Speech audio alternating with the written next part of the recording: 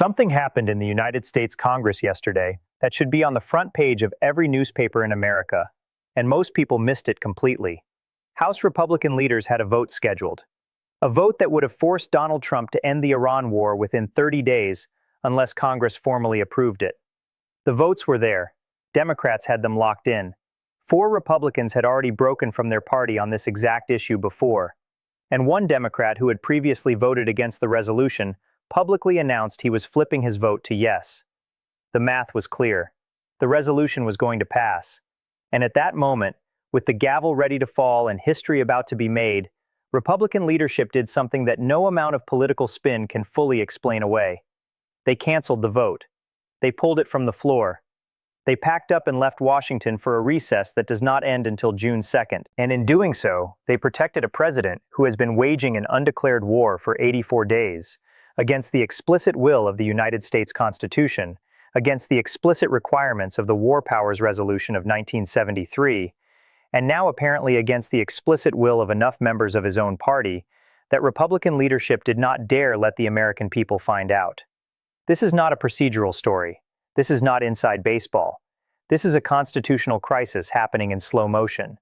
And what comes next when Congress returns on June 2nd could be the most important political moment of Donald Trump's second term. Let me tell you exactly why what happened yesterday in the House of Representatives is so much bigger than it appears on the surface. Because the media is covering this as a political story. Democrats wanted a vote, Republicans blocked it. Party politics as usual. But that framing misses the entire constitutional dimension of what is actually happening. Donald Trump launched the Iran war on February 28, 2026. He did not ask Congress for permission. He did not seek a declaration of war. He did not even consult the relevant committee chairs before the bombs started falling. He simply ordered American and Israeli jets to strike Tehran and told Congress about it afterward. That decision was made by one man, sitting in the Oval Office, without the authorization of the legislative branch of government that the Constitution of the United States explicitly grants the power to declare war. Article 1, Section 8 of the Constitution is unambiguous. It says Congress shall have power to declare war, not the President, Congress. And yet 84 days into a war that has killed at least 13 American service members, wounded hundreds of others, closed the Strait of Hormuz, sent oil prices above $100 a barrel, and sparked a constitutional debate that is now fracturing the Republican Party from the inside, Donald Trump has never once asked Congress for the authority to continue fighting it. And yesterday, when Congress tried to use the one tool the founders gave it to reclaim that authority, Republican leaders ran away rather than face the vote. Let me give you the full context of the War Powers Resolution, because most Americans do not know exactly what it says and why it matters so much right now. The War Powers Resolution was passed by Congress in 1973 in the aftermath of the Vietnam War, a conflict in which successive American presidents committed hundreds of thousands of troops to combat without a formal declaration of war from Congress. The resolution was designed specifically to prevent that from ever happening again. It says that a president can use military force without prior congressional approval only in 3 specific circumstances. First, a declaration of war. Second, specific statutory authorization from Congress.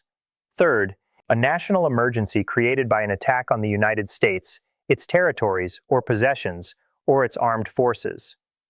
The resolution then says that even if a president acts under emergency authority, he must notify Congress within 48 hours, and he must terminate the use of armed forces within 60 days unless Congress has declared war or authorized the action.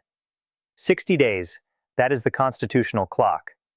The Iran war started on February 28, 2026. 60 days from that date was April 29, 2026. America passed the 60-day mark more than 3 weeks ago. Under the War Powers Resolution of 1973, Donald Trump's legal authority to continue waging war in Iran without congressional approval expired on April 29th. Republican Congressman Brian Fitzpatrick of Pennsylvania said it plainly and publicly, "We are past 60 days, so it has got to be brought to us to vote on. We are following the law." That is a Republican member of Congress telling the world that his own president is operating outside the law. And Republican leadership responded by canceling the vote rather than forcing their members to go on the record about it. Now let me walk you through the specific sequence of events that led to yesterday's extraordinary moment on the House floor, because this story did not begin yesterday. It has been building since the first week of the war. Democrats forced their first war powers vote in the House in the first week of March 2026, just days after the bombing began. That vote failed. 4 Democrats crossed party lines to vote against it. Republicans held firm. The war was new. The shock of the initial strikes was still fresh, and the political environment was not yet ready for a congressional rebuke of a president who had just launched a dramatic military operation. But things have changed significantly since then. The war has now been going on for 84 days. The ceasefire that was announced on April 8th has held, barely, with both sides firing shots at each other in the Strait of Hormuz as recently as May 7th. Trump himself called the ceasefire on life support just 2 weeks ago. 13 American service members have been killed. Hundreds have been wounded. The Strait of Hormuz remains effectively closed. Oil is above $100 a barrel. Gas prices at American pumps are elevated in ways that every American family feels every single week. And the polls have turned sharply against the war. A Reuters poll showed 65% of Americans now fear Trump will order a large-scale ground invasion of Iran. Only 7% support that outcome. Only 7%. The political environment has shifted completely since March, and the Republicans who are now breaking from Trump on this vote are reading those numbers very carefully. Let me give you the names and the statements, because the specific Republicans who have crossed party lines on this issue tell you something important about where the fracture in the party is actually occurring. Republican Congressman Thomas Massie of Kentucky, a libertarian-leaning anti-interventionist who has been one of the most consistent opponents of American military adventurism in Congress, voted in favor of the War Powers Resolution from the very beginning. He has been clear and consistent. America went to war without congressional authorization. That is unconstitutional. Full stop.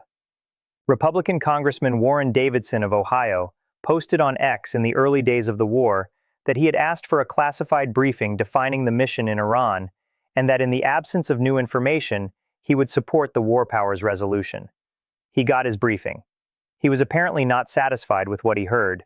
He voted for the resolution. Republican Congressman Brian Fitzpatrick of Pennsylvania, a moderate from a competitive suburban district outside Philadelphia, has been one of the most politically significant Republican defectors because his district is exactly the kind of swing district that determines House majorities in midterm elections. Fitzpatrick is not an ideological anti-war libertarian like Massie. He is a pragmatic moderate who reads polls and makes political calculations. When Fitzpatrick votes against his president on the Iran war, that is a signal about how the war is playing in the suburban districts that Republicans need to hold in November 2026. Republican Congressman Tom Barrett of Michigan also voted for the resolution previously, and Republican Senator Bill Cassidy of Louisiana joined 3 other Republican senators to advance the Senate version of the War Powers Resolution earlier this week in a 50-47 vote.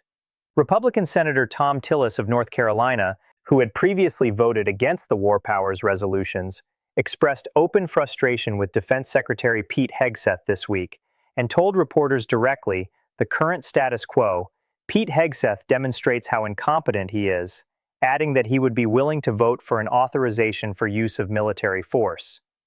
That is a Republican senator calling the Secretary of Defense incompetent in public. That does not happen in a party that is unified behind its president's war.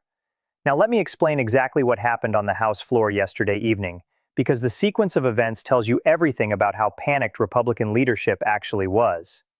The House had a schedule of votes planned for Thursday, May 21, 2026. House Concurrent Resolution 86, the War Powers Resolution sponsored by Democratic Congressman Gregory Meeks of New York, was listed on House Majority Leader Steve Scalise's schedule for possible consideration. Earlier in the evening, the House voted on a completely unrelated bill, a measure to authorize the construction of a Smithsonian American Women's History Museum. That bill went down to defeat by a vote of 204 to 216. 8 Republicans were absent. 6 Republicans voted with Democrats against the bill. Republican leadership looked at those numbers and did the math instantly. 8 absences plus 4 Republicans who had already voted for the War Powers Resolution previously, plus Jared Golden, the one Democrat who had voted against the resolution before and who had publicly announced he was flipping his vote to yes this time, equaled a resolution that was going to pass. And at that moment, with the war powers vote next on the schedule, Republican leaders abruptly pulled it from the floor without explanation. Democratic Congressman Jim McGovern of Massachusetts stood on the House floor and said directly into the microphone, "Mr. Speaker, can you explain to the members of the chamber what is happening with the Iran war powers resolution that was scheduled to be voted on this evening?" Speaker Mike Johnson did not answer questions from reporters as he exited the House chamber. He simply walked out. Democratic Minority Leader Hakeem Jeffries and the entire Democratic caucus leadership released a joint statement calling Republicans cowardly. They said, "Even as we prepare to recognize our nation's fallen heroes on Memorial Day, House Republicans refuse to show up and be accountable to the brave service members that have been recklessly put in harm's way." Democratic Congressman Adam Smith of Washington State said, "People are beginning to finally listen to the American people who do not support the war in Iran. And I think there is a growing number of Republicans who see how devastating the war has been for our country." Democratic Congressman Gregory Meeks said directly, "We had the votes, without question, and they knew it, and as a result, they are playing a political game." Republican Congressman Jim McGovern posted on X, "Republicans just pulled a vote on the Iran war powers resolution because they knew they were going to lose. They rigged the rules to protect the president's historically unpopular war from a fair up or down vote." Now let me explain why the timing of all of this matters enormously, because what is happening in Congress right now is not happening in isolation. It is happening simultaneously with three other developments that together paint a picture of a president whose war is starting to unravel on multiple fronts at the same time. Development 1. The ceasefire is fragile. Trump called it on life support 2 weeks ago. The Strait of Hormuz is still not fully open. Iran rejected the American 15-point peace proposal. The nuclear talks are stalled. And Iran's IRGC has continued provocative actions against shipping in the Gulf region, even during the ceasefire period. The war is technically paused, but it is not over. And every week that passes without a clear path to resolution means more political pressure building on Capitol Hill. Development 2. Trump is simultaneously threatening to open a third front in Cuba. Yesterday, the same day Republican leadership pulled the Iran war vote, Trump stood in the Oval Office and told reporters he would be happy to militarily intervene in Cuba. The Department of Justice indicted Raul Castro on May 20th. The Cuba blockade is tightening. If Trump opens a Cuba operation while the Iran war is still legally unauthorized, the war powers crisis in Congress becomes exponentially more explosive. Development 3. Putin just left Beijing after signing a 47-page declaration with Xi Jinping calling for a multipolar world order designed to replace American dominance. That declaration was signed 4 days after Trump left Beijing, believing he had secured a historic diplomatic breakthrough. The geopolitical context in which this war is being fought is deteriorating, not improving. And congressional Republicans who are looking at November 2026 midterm elections are asking a very simple and very dangerous question for Trump.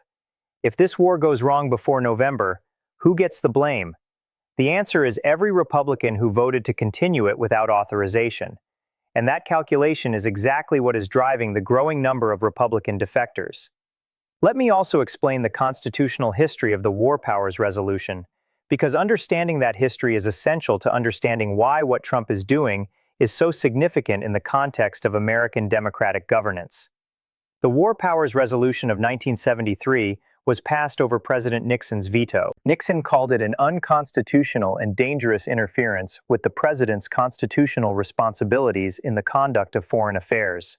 Congress overrode his veto anyway. Since 1973, every single American president has disputed the constitutionality of the War Powers Resolution. Every single one, Democrats and Republicans alike. They have all argued that the president, as commander-in-chief, has inherent constitutional authority to use military force without congressional authorization in certain circumstances. But, and this is the critical point, every American president since 1973 has also formally notified Congress when deploying military forces to potential combat situations, complying with the notification requirements of the War Powers Resolution even while disputing its constitutionality.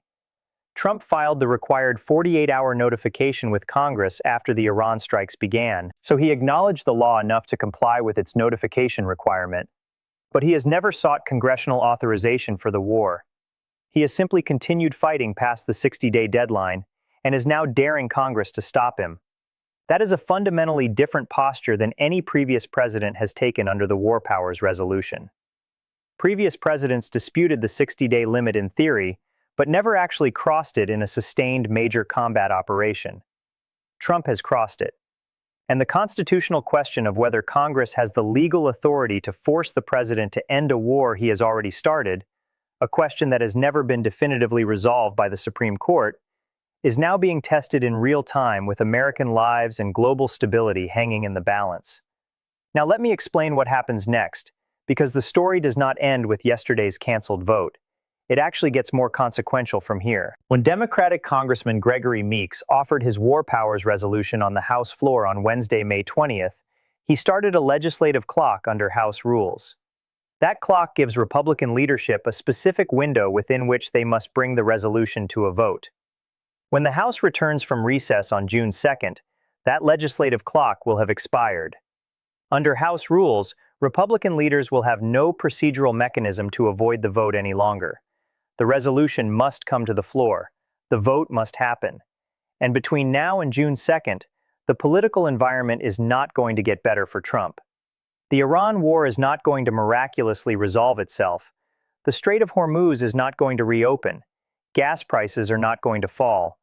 The Memorial Day weekend that Hakeem Jeffries referenced in his statement is going to pass with Americans thinking about the 13 service members who have already died in this war. And the absent Republicans who gave leadership the excuse to pull the vote yesterday are going to face enormous pressure from their constituents and their colleagues between now and June 2nd. This is not over. In many ways, it is just beginning. Let me now tell you about the Senate dimension of this story, because what is happening in the upper chamber is equally significant and is getting far less attention than it deserves. The Senate voted this week to advance a War Powers Resolution sponsored by Democratic Senator Tim Kaine of Virginia. The vote was 50 to 47. 4 Republican senators voted in favor of advancing the measure: Bill Cassidy of Louisiana, Susan Collins of Maine, who has been one of the most consistent Republican voices for constraining presidential war powers, and 2 others. 3 additional Republican senators were absent for the vote. If those 3 absent senators had been present and voted against the resolution, it would still have advanced 50 to 47. The math in the Senate is moving in the same direction as the math in the House. Not fast enough to override a presidential veto, yet, but fast enough to demonstrate that the bipartisan coalition needed to pass a War Powers Resolution through both chambers of Congress and potentially override a veto is growing with every week that the war continues without resolution. Republican Senator Thom Tillis publicly called Defense Secretary Pete Hegseth incompetent this week. That is the kind of statement that a senator makes when he has already decided that the political cost of continued loyalty to the president on this issue is higher than the political cost of public dissent. Tillis is from North Carolina. He is up for re-election in 2026. He is reading the same polls as Fitzpatrick, and the polls say the same thing they have been saying for weeks. Most Americans do not support this war. Most Americans think it is not going well, and most Americans want Congress to have a say in whether it continues. Let me now give you 3 scenarios for where this constitutional crisis goes from here, because what happened yesterday is not the final chapter. It is the opening of a much more consequential confrontation between the executive and legislative branches of the American government. Scenario 1 is Trump wins the political battle and the War Powers Resolution dies. The absent Republicans who triggered yesterday's cancellation return to Washington on June 2nd and vote against the resolution under intense pressure from the White House and Republican leadership. The resolution fails on the floor. Trump declares that Congress has affirmed his authority to continue the war. The constitutional crisis is papered over for the moment. Republican leadership uses the political capital of defeating the resolution to push Trump toward a more serious negotiating posture with Iran, hoping to get a deal done before the November midterms that allows Republicans to run on ending the war rather than defending it. In this scenario, Trump survives the immediate political crisis, but the damage to his relationship with congressional Republicans is real and lasting. The war powers issue does not disappear. It goes underground and resurfaces the moment the next military decision is made. This is the scenario Republican leadership is desperately trying to engineer right now. And it requires getting enough absent members back in line between now and June 2nd to defeat a resolution that came within one vote of passing before recess. Scenario 2 is the resolution passes and Trump vetoes it. The vote happens on June 2nd. The absent Republicans have not been brought back into line. The resolution passes the House. It has already advanced in the Senate. Both chambers pass a war powers resolution directing the President of the United States to remove American forces from hostilities in Iran within 30 days. Trump vetoes it. Democrats and a handful of Republicans vote to override the veto in the House. They fall short of the 2/3 required for an override, but the political damage is enormous. For the first time since the war began, a majority of the House of Representatives has voted to end it. Trump continues the war in legal defiance of a congressional majority. The constitutional crisis is no longer theoretical. It is real and documented.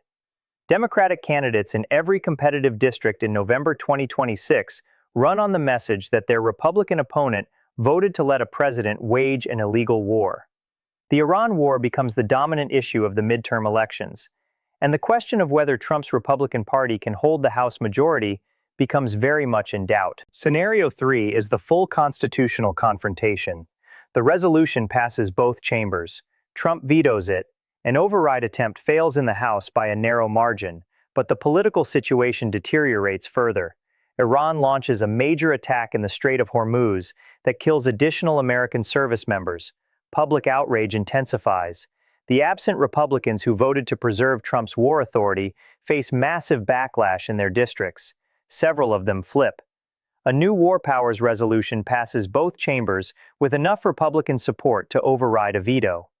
The President of the United States is legally ordered by Congress to end a war he started. He refuses.